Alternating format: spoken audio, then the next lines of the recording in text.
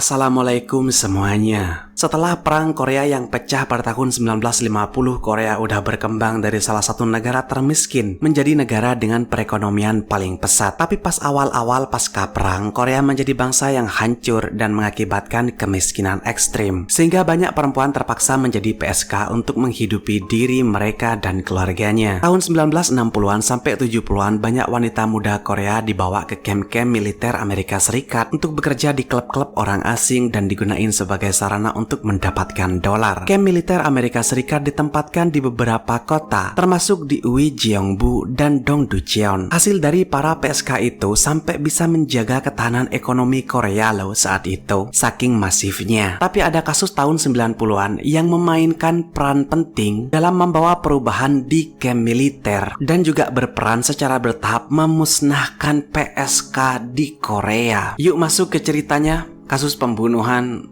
Yoon Geumi. Yoon gak lahir dari keluarga kaya, tapi dia sangat dicintai oleh orang tuanya karena dia satu-satunya anak perempuan. Tapi kehidupan berubah secara gak terduga ketika ayahnya meninggal karena sakit. Yoon baru berusia 17 tahun saat itu dan pendidikan bukanlah pilihan bagi Yoon. Yoon pindah ke kota dan bekerja di pabrik. Di situ Yoon dikasih tahu temannya kalau pengen dapetin uang lebih banyak, kerja aja di dekat pangkalan militer Amerika Serikat. Yoon lalu pindah ke kota Dongducheon pada bulan Oktober 1992. Di situ Yoon berjualan bunga dan kadang juga ngemis di jalan-jalan untuk memenuhi kebutuhannya. Tapi itu nggak pernah cukup untuk dia dan keluarganya. Sehingga Yoon mulai bekerja di salah satu klub, yaitu Crown Club. Di situ Yoon menjadi PSK untuk tentara Amerika. Orang-orang yang mengenal Yoon ini mengatakan kalau Yoon ini adalah wanita yang cerdas dan selalu ingin menolong temennya yang lagi kesulitan. Di Dongducheon, Yoon ini tinggal di kamar kos. Pada tanggal 28 Oktober 1992, pemilik kos ini ngeliat Yoon nggak pergi bekerja hari itu, yang nggak biasa dan nggak pernah Yoon lakuin sebelumnya. Pemilik kos ngetuk kamarnya untuk mastiin. Sekitar jam 4:30 sore, pemilik kos ngetuk pintu, manggil Yoon, tapi nggak ada jawaban. Pintunya nggak terkunci, jadi dia membuka pintu dan hal pertama yang dia cium adalah bau busuk. Di sana dia menemukan tubuh tak bernyawa Yoon yang tergeletak di lantai berlumuran cairan merah. Wajah-wajahnya bengkak yang kayaknya dipukulin pakai botol Coca-Cola. Pemilik kos langsung menghubungi polisi. Ketika polisi datang, mereka nih shock banget betapa mengerikannya TKP itu. Yoon ditemuin telanjang bulat, kakinya ini direntangin, tubuhnya dipenuhi memar akibat pukulan. Ada botol Coca-Cola yang setengah botolnya tuh dimasukin ke organ intim Yoon. Lalu gagang payung dimasukin 20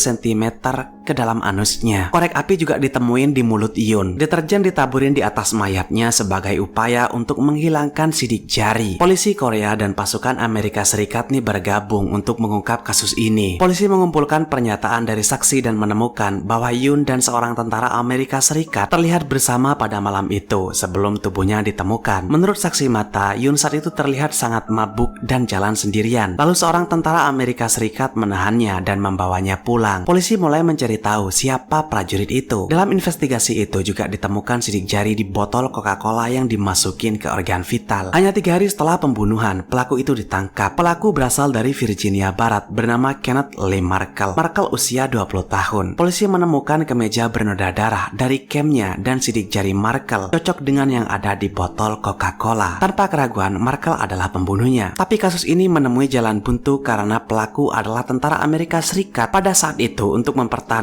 tentara Amerika Serikat di Korea, pemerintah Korea ini kayak bikin perjanjian untuk melindungi status Amerika Serikat dan hak terkait dengan masa tinggal pasukan militer Amerika Serikat. Perjanjian kerjasama itu bagus, tapi membuat kasus ini sulit untuk diselesaikan. Akibat perjanjian itu, pemerintah Korea harus mengirimkan pelaku pembunuhan Yoon ke camp Amerika Serikat. Jadi ditahannya bukan di kantor kepolisian Korea, tapi di camp Amerika Serikat sendiri. Jadi menyulitkan dong proses interogasinya dan lain-lain. Selama penyidikan, polisi harus mengunjungi camp militer Amerika Serikat untuk menginterogasi Markle dan dikasih waktu terbatas lagi. Hal itu bikin masyarakat Korea sangat marah, bahkan sampai ada gerakan boykot militer Amerika Serikat. Mulai dari supir taksi sampai pedagang pinggir jalan gak boleh ngelayanin tentara Amerika Serikat. Di jalanan Korea dipenuhi dengan orang-orang marah yang berdemonstrasi minta keadilan. Markle lalu didakwa atas pembunuhan dan pada tanggal 14 April, Markle dijatuhi hukuman penjara seumur hidup. Selama persidangannya, Markle nggak menunjukkan penyesalan apapun untuk korban korban. Dia malah nggak ngakuin kalau dialah pembunuh Yun. Markel menyatakan kalau pembunuh Yun itu adalah prajurit lain bernama Jason Lambert. Markel mengakui bahwa dia memukul Yun, tapi dia nggak membunuh Yun. Markel mengatakan bahwa malam itu dia terlibat perkelahian dengan Jason karena dia mencoba membantu Yun yang sedang mabuk berat. Ketika Jason melihat Markel membantu Yun di jalan, Jason cemburu karena Jason pernah punya hubungan sama Yun. Ketika Markel membawa Yun ke kamarnya, tiba-tiba Jason menyerangnya dan dia harus membela diri. Ketika perkelahian selesai, Markel pergi. Tapi Markel masih sempat ngelihat Jason masuk ke kamar Yun. Tapi argumen itu ditolak karena sidik jari Markel itu ditemuin di botol Coca-Cola yang nggak bisa dia jelaskan alasannya. Markel lalu mengajukan banding. Sebulan sebelum persidangan kedua, militer Amerika Serikat ini ngasih kompensasi ke keluarga Yun. Dikasih uang 71 juta won. Karena militer Amerika Serikat memberikan kompensasi, pengadilan memberikan pengurangan hukuman selama 15 tahun kepada Markel. Jaksa mengajukan banding, tapi pada tahun 1994 Mahkamah Agung menguatkan hukuman Markel jadi 15 tahun.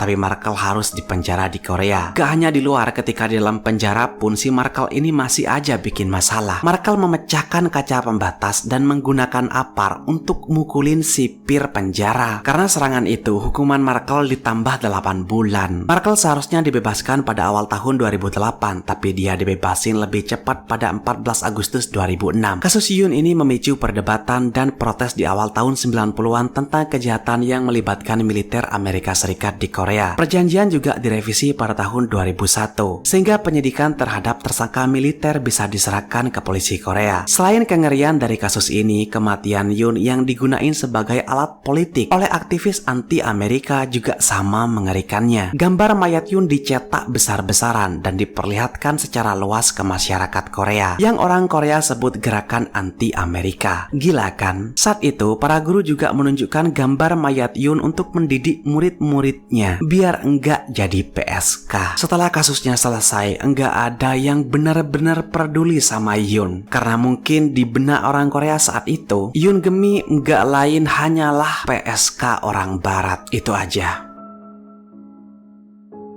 Kalau kalian pengen saya ngebahas kasus lainnya, komen di bawah. Tetaplah aman dan makasih udah nonton sampai akhir.